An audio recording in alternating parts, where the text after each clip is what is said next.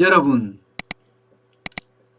주택임대차 보호 3법이 그중에 2법이 시행이 됐잖아요. 예, 전월세 상한제가 시행이 됐고요. 계약갱신 청구권이 시행이 됐습니다. 전월세 상한제는 5% 이상 올리지 마라 하는 게 핵심이고요. 계약갱신 청구권은 지금까지는 2년 계약했다면 플러스 2년을 더 해주라. 이게 핵심입니다. 그런데 시장은 요동을 쳤죠. 4년 동안 임대료를 못 올린다? 이렇게 생각을 하니까 이게 시장 자체가 엄청난 변화가 일어났어요. 엄청난 변화가. 기본적으로 4년 동안 못 올린다 그러니까 어떻게 했겠습니까? 매물을 내놓지를 않아요. 그리고 내가 들어가 살겠다 하면서 많은 사람들을 나가게 만들고 있어요. 나가게 만들고 있어요. 예. 게다가 재건축 단지에는 또 조합원 자격이 만약에 내가 안 살면 안 생깁니다. 2년 동안 실거주해야 돼요. 그래서 조합원 자격을 만들기 위해서 재건축 단지에는 내가 진짜 들어가서 살고 있어요. 만약에 내가 안 살고 있을 때 조합원 자격이 주어지지 않는다 그러면 그게 강남 같으면 몇십억을 날리는 거 아니겠어요? 몇십억을? 그럴 수는 없는 거 아니에요. 그러니까 일단 내보내는 거죠. 내보내고 내가 들어가 살겠다. 이렇게 지금 생각하는 겁니다. 게다가 앞서 말씀드린 대로 계약갱신 청구권 때문에 이게 안 되면 큰일 나잖아요. 안 되면 4년 동안 못 올리니까.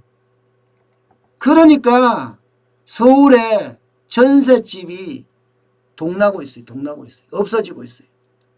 야, 이거 미친다 진짜. 그죠? 보세요.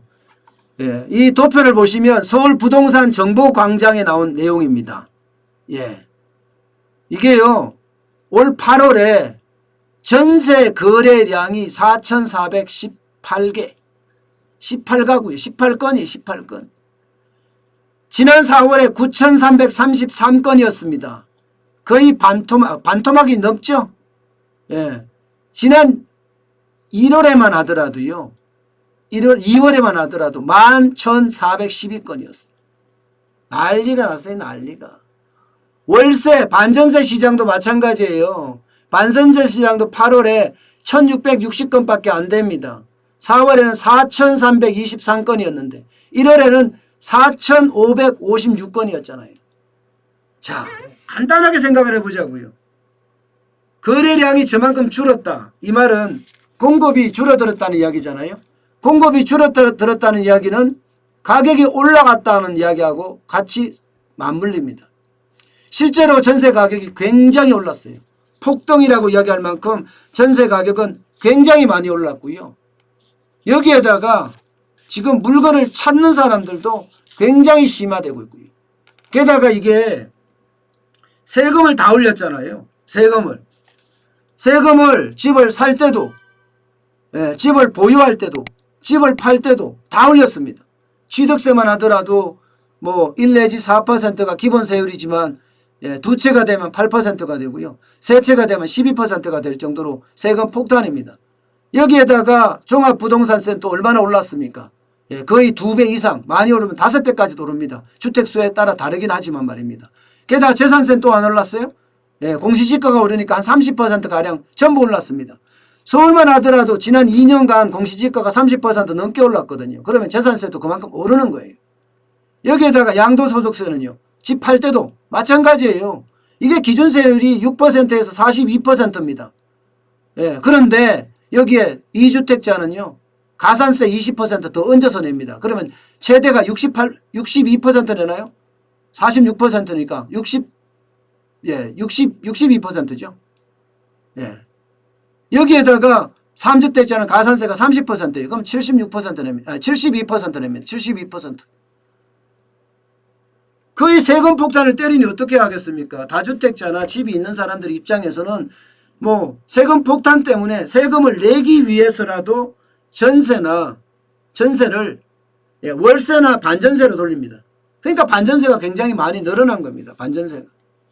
지금 서울의 8월에요. 아파트 임대차 거래 중에 반전세 비중이 14.3%입니다. 14.3%. 올해 최고치입니다. 올해 최고치. 월세도 굉장히 많아지고 있고요. 그 중에서도요. 가장 큰 데가 제가 있는 곳 송파입니다. 송파. 송파가 굉장히 많이 커지는데 반전세 비중이 지난달이 14.4%였어요. 14.4%. 예. 14.4%. 그게 지난달이니까 지금 이 기준은 어제 기준이니까 9월 기준이 아니라 7월 기준입니다. 예, 7월에 14.4%였는데요. 8월에 42.8%입니다. 42.8%. 예, 이제는 전세 시장은 가라. 예, 월세 시장이 왔다. 이렇게 이제 말할 수 있는 것 같아요. 전세는 가라. 월세가 왔다 이거예요. 월세가 오면요, 여러분, 이게 돈 모으기가 쉽지가 않아요. 게다가 가격도 지금 계속 올라가는 추세잖아요. 공급이 적으니까 수요는 많고 공급은 적고 그러니까 세입자들의 피눈물을 흘린다는 게 이거예요. 어디 전세 없냐요.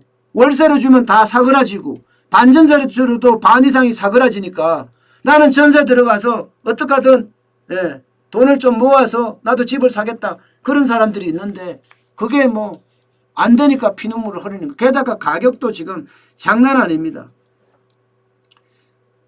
삼성 대치동 아니죠. 예, 대치삼성 대치삼성 강남구 대치삼성에 있는 97.35제곱미터 여기가요. 지난달 13일에 보증금 7억 5천에 월세 130만 원에 거래가 됐거든요. 그런데 예, 7월 달이죠. 아니 8월 4일 날 보증금 8억 5천에 1억 올랐습니다. 예, 월세는 140만 원, 10만 원 더 올랐습니다. 이게 대치동이 학원가가 많잖아요. 예. 그래서 거기는요. 어떻게 하든 거리 가려고 하고 8학군에 들어가려면 대치동으로 또 이사 가려고 해야 돼. 학원이 거기가 절비하게 늘어서 있으니까 거리 가야 되거든요. 많이 오를 수밖에요. 잠실도 마찬가지입니다. 잠실에서 전용 84.8제곱미터 여기도 마찬가지 24일 날 7월 24일 날이 보증금 6억에 월 90만 원이었거든요. 그런데 8월 20일 날은요. 보증금 6억에 월 140만 원 월세가 50만 원 올랐습니다. 50만 원. 이만큼 계속 오른다는 이야기예요. 계속 오른다는 이야기. 그러니까 미치는 거죠. 와, 세입자의 피눈물. 이게 세입자를 더 좋게 한다고 시작했던 일인데 결국은 세입자는 피눈물을 흘리고 있고요. 집주인은 안달나 있어요. 예. 돈이 많은 집주인은 모르겠지만 돈이 없는 집주인은 어떻게 하든 해야 되겠는데 세금은 비싸지고 예. 올릴 수는 없고 참 답답한 심정 그게 아마 그분들의 지금 마음일 겁니다.